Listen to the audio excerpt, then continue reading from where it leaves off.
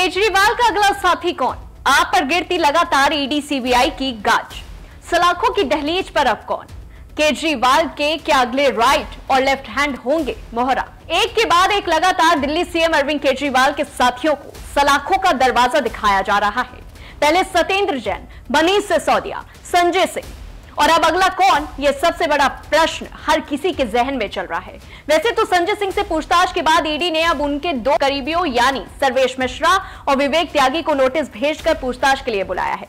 सर्वेश और विवेक दोनों ही आम आदमी पार्टी से जुड़े हुए हैं। अगर देखा जाए तो सर्वेश मिश्रा आप पार्टी के प्रवक्ता की जिम्मेदारी को निभा रहे हैं, तो वहीं विवेक त्यागी हापुड़ में जिला प्रभारी हैं। अब पूछताछ में क्या निकलता है वह देखने वाला विषय होगा, क्योंकि अब जांच एजेंसी दोनों को संजय सिंह के सामने बैठाकर पूछताछ करी। खुद को ईमानदार और पाक पार्टी बताने वाली आप सरकार लगातार ईडी और सीबीआई का सबसे बड़ा इस साल का टारगेट रही है। जितनी ये पार्टी ईमानदारी का बिगुल बजाती है, उतना इनके पीछे सीबीआई और ईडी दौड़ लगाती मिल जाती है।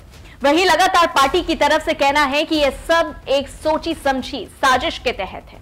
हम पर केवल आरोपों का पुल बांधा जा रहा है जो कभी खड़ा ही नहीं हो पाया, और बीजेपी के अभिमान के साथ वो एक दिन चूर चूर हो जाएगा, क्योंकि लगातार इन गिरफ्तारियों पर आप पार्टी के लोगों के साथ खुद ब खुद दिल्ली सीएम इस बात को कह रहे हैं कि भारतीय जनता पार्टी को रास नहीं आ रहा कि 8 साल से केजरीवाल दिल्ली का सीएम क्यों, और कोई भी इनके खिलाफ बोलेगा तो यह निश्चित है ईडी और सीबीआई उनकी चौखट पर जेल का इन्विटेशन कार्ड लेकर खड़ी होगी। अगर बात की जाए तो लगातार मनीष सिसोदिया की गिरफ्तारी के बाद भी उन्होंने बीजेपी को घेरा था, और संजय सिंह यही कर रहे हैं। राजनीतिक एंगल से देखा जाए तो हर कोई इस गिरफ्तारी को 2024 का सबसे बड़ा एंगल समझ रहा है, क्योंकि एक लकड़ी के गट्ठे को भी एक एक ही कर तोड़ा जाता है। रही बात केजरीवाल की, तो इनके लिए जो मुश्किलें खड़ी हो रही हैं, जिससे साफ तौर पर पता चलता है जब उनका राइट और लेफ्ट हैंड साथ ही राजनीति के दांव पेंच खेलने वाले नेता तो सलाखों के पीछे चले गए हैं। अब इन सब के बीच बड़ा फैक्टर जो सामने आ रहा है उसमें है राघव चड्ढा और आतिशी। जी हां, इन दो दिग्गज नेता के बाद जिन नामों ने सुर्खियां पकड़ी वो यही हैं।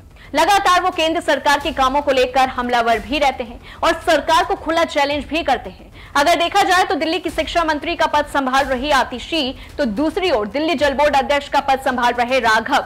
तो क्या इस बार इन कामों के प्रति ईडी सीबीआई इनका दरवाजा खटखटा सकती है, या फिर कोई और चेहरा ढूंढ रही है? लेकिन इन सब के बीच 2024 की लड़ाई नजदीक है।